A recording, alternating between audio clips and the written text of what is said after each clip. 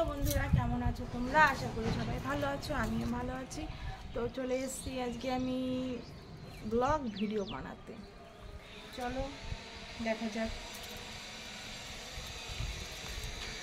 দেখো বন্ধুরা, আমি এখানে ভিডিও করি। দেখো আমার পাশটা দেখো কিরকম।